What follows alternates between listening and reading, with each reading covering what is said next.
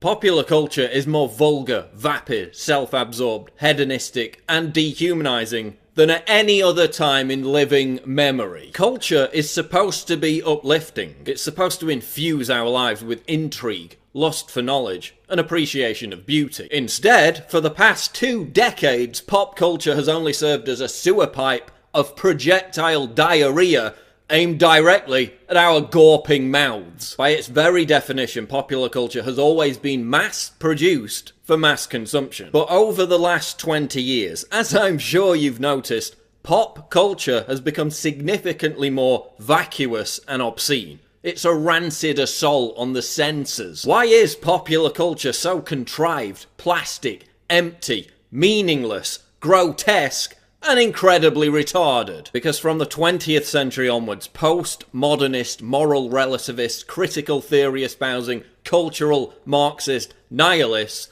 began to seize control of society. Postmodernism seeks to erase the distinction between high culture and popular culture. They want to turn everything on its head. In simple terms, postmodernists have sought to reshape society in their image. And that's why everything's so ugly. From architecture, to art, to music, to entertainment, they're making everything hideous. The goal?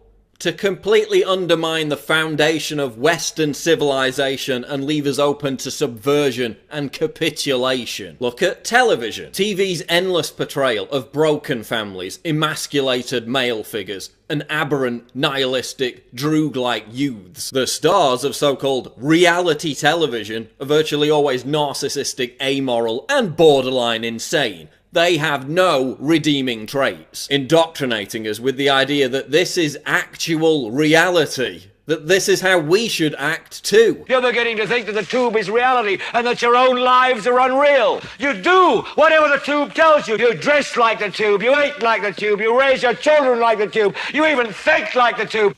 This is mass madness, you maniacs! In the decadent late stages of a society, bizarre behaviour proliferates and is legitimised by the dominant culture. They're fetishising pathology. We're even seeing the mainstreaming of paedophilia by the news and entertainment media. Salon.com giving a platform to a wannabe child molester. Articles that legitimise watching child porn. A new Fox show that shows a transgender 6-year-old wearing a sadomasochistic ball gag. This is all intended to drag us down into the gutter. Once we absorb this kind of degeneracy, our moral filter is irreparably damaged. Studies show that the more TV you watch, the more depressed you are, even for active people who exercise regularly. And is it really any wonder, given the warped and corrosive view of humanity that is perpetuated by television? We are their cattle. We are being bred for slavery. The revolution. Can somebody please explain to me what the hell that's all about?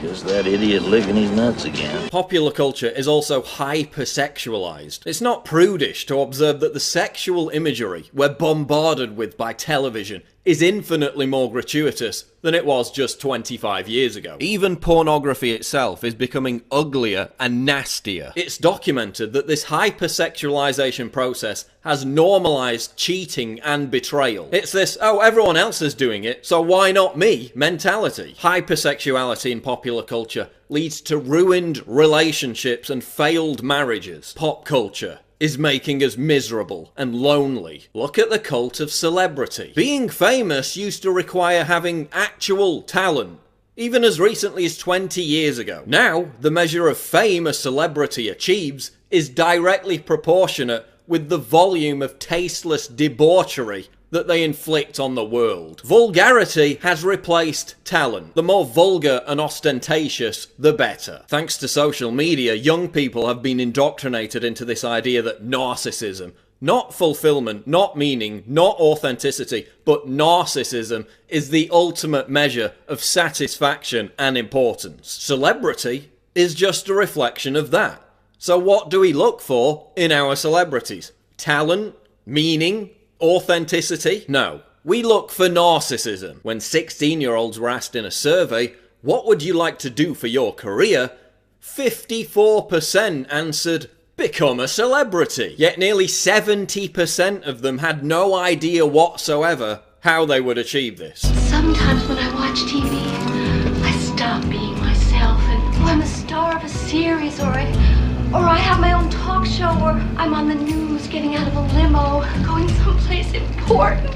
All I ever have to do is be famous. People watch me and they love me.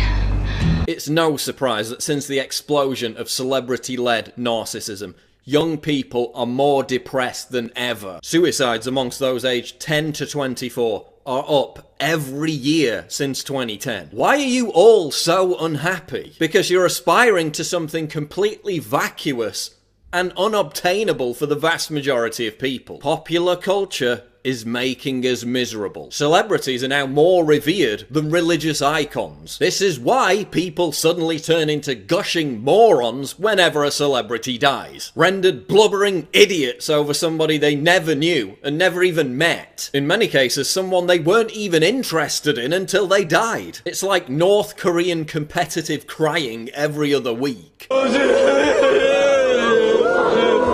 And look at celebrities who wake up from their coma and use their platform to bite the hand that feeds them by questioning what they're a part of. I've got one that can see. When Kanye went off script and started decrying the popular culture he once served, they put him in a psych ward. Cause y'all been lied to. They can't play what they want to play because they've been paid to play that bullshit over and over and over. Look at how the custodians of pop culture treat celebrities who think for themselves or who challenge the status quo. They're immediately dispensed with because the entire scam is dependent on a complete lack of diversity, a vicious intolerance of anything that's truly original or unpredictable. That's why popular culture is so sterile. And you know, it's ironic that one of the most popular talent shows is called The X Factor, given that the introduction of actual X factors, i.e. unknown quantities, into the system would cause it to collapse. Look at popular music. The same handful of people writing and producing songs for the same handful of popular artists. Why do you think everything sounds the same? The same procession of electronic beats, repeated hooks and verbal diarrhea that passes for popular music now. Music is less diverse and the lyrics are more dumbed down than ever before. Man, rap today fucking sucks bad. They're not even saying words anymore. They just got a hard-ass fucking beat to trick dumbasses like you to make you think you like the shit. We've hit a brick wall. There hasn't been a single authentic movement in popular music for the last quarter of a century. And look at the effect it's had. Young people were once able to channel their self-loathing, their anger, through the medium of rebellious music. Think punk, grunge, goth. Now, they're all growing up listening to sterile drivel like One Direction and Maroon 5. Yes, we always had manufactured plastic crap, but we also had alternatives. Now there are no alternatives. They just don't get the airtime. MTV used to play alternative music videos. Is that what they mean when they say videos have symbolism? What does MTV play now? 16 and pregnant musicians with actual talent and authenticity, because they still exist, are prevented from challenging this sterile status quo, while talentless button-pushing, noise-vomiting DJs are deified. Millennials have been stripped of the ability to diffuse their adolescent rage and alienation into music or subculture. So they turn to the mental ghetto of identity politics instead. And that hasn't gone so well. What has my generation contributed to advance popular culture over the last 30 years? Humiliatingly little. Seriously, what have we contributed? Can you name anything positive? Gangster rap? A movement that encouraged millions upon millions of young people to aspire to act like degenerate criminal thugs. Yeah, that worked out great, didn't it? But then look at someone like Hopsin. Here's a guy who raps about how retarded and destructive Gangster Chic is. A guy who tells young people to get off drugs and live clean. What happens to musicians like Hopsin? Yeah, some of them get signed to big labels, but then they get parked for 3 years, or their albums are deliberately given no promotion. They're never allowed to obtain superstar status. How did rap music go from really good to so dry? Real artists get shelved and whack ones get famous. To leave masses brainless, a smart mind is dangerous. Because their message represents a threat to cultural Marxism, a threat to the toxic identity that the music industry force feeds young people. Look at youth counterculture. In the past, youth culture was spearheaded by students. They created the counterculture which then trickled down into pop culture. What are students busying themselves with today? Safe spaces, political correctness, virtue signalling, and gender studies. When did being cool become about parroting everyone else's opinions? They are socially conscious citizens and are provoked by the loathsome presence of an unmutual. They are sheep. When did being hip become about writing laborious Facebook posts about how progressive you are? As Theodore Dalrymple noted, the pressure to conform to canons of popular taste, or rather lack of taste, has never been stronger. Everyone's petrified of constant social media surveillance by their peers. Reactionary! Rebel! Disharmonious! Rebel! Reactionary! And we force ourselves to swallow this rotten culture, just so we can feel an affinity with our peers. So we can fit in. That's why there's no discernible youth counterculture. It's all predicated on conformity. You must conform. Yes, sir. It is my sworn duty to see that you do conform. And kids today are so satiated with the deluge of entertainment on offer that they have no time or interest in rebelling against the received culture. No time to create their own look. No inclination to form their own ideas about the world, when it's so much easier to just regurgitate what Russell Brand or Meryl Streep is saying. Whether it be fashion, art, music, literature, comedy, culture has been completely sanitized. There is no counterculture. And that's why, with very few exceptions, everyone looks the same. Same haircut, same beard, same clothes, same meaningless tattoos, same lazy cynicism, same political views, same outlook. There's no authenticity, there's no daring, there's no individuality. Look at modern conceptual art. The postmodernist war on absolute truth has spawned the demented belief that anything whatsoever can be considered art. Why is modern art that requires skill or displays awe-inspiring beauty ignored in favour of tawdry trash? Literally trash. Have you ever visited Tate Modern in London? It's a giant building full of scrap metal, concrete blocks, urinals, and this, whatever it is. They call it an art gallery. It more closely resembles a landfill site. What does this look like to you? Dog food and a turd?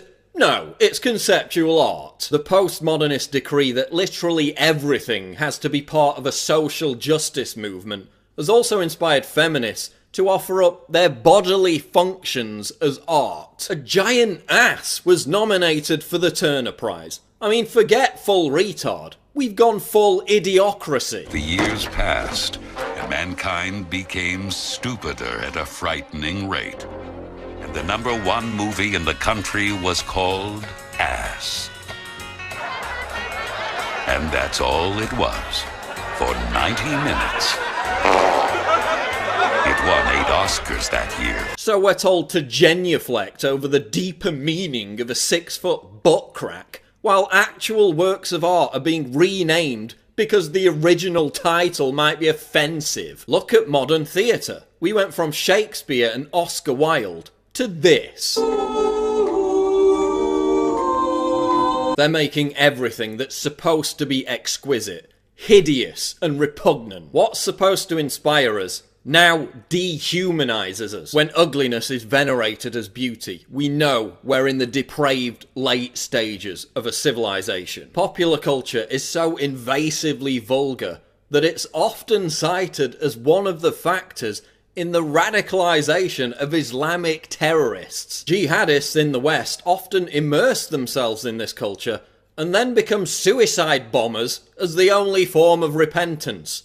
That's how bad it is. That's right, Jersey Shore and Miley Cyrus are actually seen by terrorists as legitimate reasons to attack the West. And who could argue with them? But seriously, when we defend Western civilization, we're not talking about popular culture. We're talking about the Sistine Chapel, not Piss Christ. We're talking about Beethoven, not Bieber. But we've become bored of what we've inherited. The true meaning behind the rich tapestry of our cultural heritage has been forgotten. Popular culture as it exists today actually represents a direct threat to Western civilization, since it provides our enemies with a justifiable reason to destroy us. A civilization is starting to unravel, okay? And that you can find it again and again and again through history. That's a culture that no longer believes in itself, okay? And then what you invariably get are people who are convinced of the power of heroic masculinity, okay? On the edges, whether they're the Vandals and the Huns, okay, or whether they're the barbarians of ISIS, okay? You see them, starting to mass on the outsides of the culture, and that's what we have right now. If we allow this to represent what we stand for, whatever moral superiority our ancestors earned will be eviscerated within a generation. That's why we need to constantly savage this notion that popular culture represents Western civilization. It doesn't. The weaponization of popular culture, as I've described it, is merely the reassertion of cultural Marxism. By making the culture that underpins our society completely meaningless and therefore rudderless, it can be easily overthrown. We need to reject popular culture in all its grisly, grotesque, dehumanizing forms. We need to encourage a new cultural renaissance that is once again inspired by beauty, talent, and the exaltation of human accomplishment.